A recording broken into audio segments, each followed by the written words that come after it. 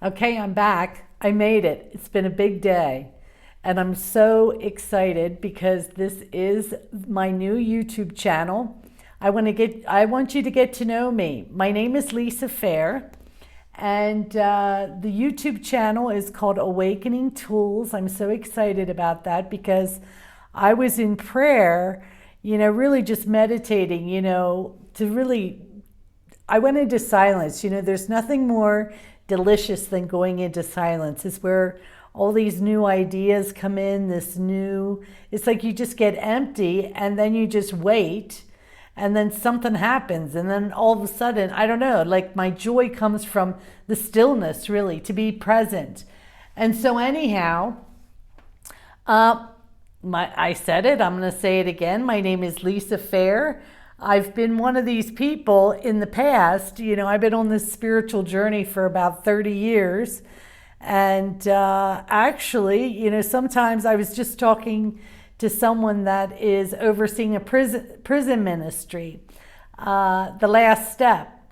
And they did an interview with me. And, one of the things that happens in our life is sometimes you got to get down on your knees. You got to fall flat on your face. And that's kind of what happened for me about 30 years ago. And I mean, completely washed out. I mean, he was asking me about my life before, the transition happened. That's what I would say, the wake-up call. The wake-up call happened, and my life was pretty devastating. I was a single mom with 2 children, and just felt I was actually diagnosed with clinical depression. And I was trying to do everything to try to figure out how to get out of this. And believe me, I felt like I went down every damn road that there was. I couldn't take it, materialism and, money and success and relationships and drugs and anything that I could get my hands on just to fill that empty part of my soul. I was so dead. I mean, I was the living dead. And plus my mind was like just totally filled with just egoic thoughts. I didn't even know it. It becomes normal. We think that that's just the way life is. And my mind had gotten so out of control. I would say, I was just possessed by the ego, really. And we don't even know that we are. It's just the way, this noise in our head, this voice that we think is us, and it's just repeating over and over and over again. So anyhow, I ended up going to kill myself. And I actually was never raised in any kind of anything. The only thing I ever did was my parents, just really trying to get rid of us, would send us to Bible school. And I remember loving Bible school because I would just love singing, just get into the singing. But so I had no really spiritual anything. I don't know anything about nothing. I mean, I had these Mennonite people come in my house praying for me because they just knew I was just so messed up. I mean, I worked as a waitress. At that time, I worked as a waitress in a restaurant. And they were just praying they would come to my house every Wednesday, these Mennonites. And really, when I looked at anything that was in my life at that time, anything spiritual, it did not look fun at all. So I'm like, oh my God, I was a partier. I was, really a pleasure seeker and a pain avoider was what I was. Looking for the next fix. I mean, really, I was an IV drug user and just really just so lost. That's really what it is. And what I see is we're lost in our mind. No one ever told us to look at our thoughts.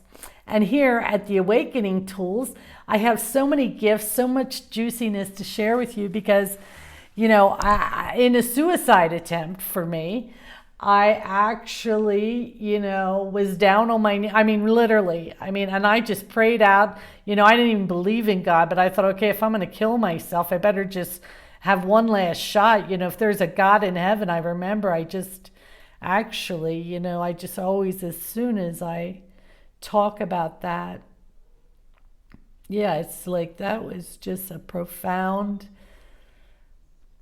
miracle that happened when I was in that situation, just so lost and so desperate. And I just screamed out to God. I said, if there is a God in heaven, you better damn well save me now. And I mean, it was like a howling. I always call, it's like a howling that happens where it's like so desperate. And I was like the worst mother. I just couldn't do it. I was so exhausted every day, just trying to make it. And this unbelievable, beautiful light came in my room. And it came in my room. And it just like, I was in the dark and it came in my room. And all of a sudden it just started shooting out words. It was like filled my room, and it was up in the corner of my room, and I was looking, and all of a sudden it says, Lisa, Lisa, Lisa, you have to truly believe, truly fly, Lisa, Lisa, Lisa. It just kept going on and on. It was like every time it spoke, these sparks were coming out of this light, and it just kept saying, Lisa, Lisa, Lisa. Oh, I'm just going to get it. I feel... it just gets emotional for me because, I didn't believe in anything spiritual or anything. And I just feel like it was God answering my prayer.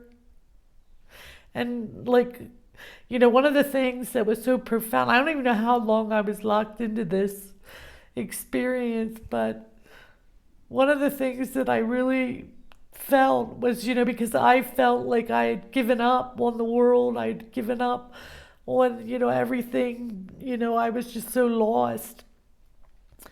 And then, one of the things, and, the thing that was such the gift for me was that when it said believe, believe, it was like this profound thing because I realized I believed in everything. But God or source, whatever you want to call it, I have no idea what it was. It was like this, it was a saving revelation to me because I realized that I had something to believe in. And I was like, oh my God, because I felt like I had nothing left to believe in this world. And I know it just gets me so emotional because I remember I just shot out of my bed. And I just was like, oh my God, I never believed in God. I never believed, I used to watch these Mennonites. They used to come to me every Wednesday. And I think, God, if I could only have the faith that they have. They were so beautiful and so devoted. But anyhow, the miracle happened. It was a miracle. And my life completely changed. And that was probably about 27 years ago that actually happened to me. And so it just began this whole new adventure for me. I've been determined. And, it seemed like A Course in Miracles came into my life, and that was the one. And it was such a beautiful love story. It's such a beautiful love story. It really, really is. But one of the things that I feel that is so beautiful for me right now is because I've let go of the books, I've let go of the teachers, I've let go of all of it, and just to fully embrace this full presence and feeling this elation of this present moment is really where I'm at. And so over the years, after that, it was just like, it's all practical application, it's learning to see what's ruling our mind. And that's really what actually happened for me. And I devoted my life, from that moment forth, I devoted my life to believing. I remember when I got the Course in Miracles, and I'm not here trying to convince you about studying anything. I feel like we're all just, it's so individual, but that was what was for me.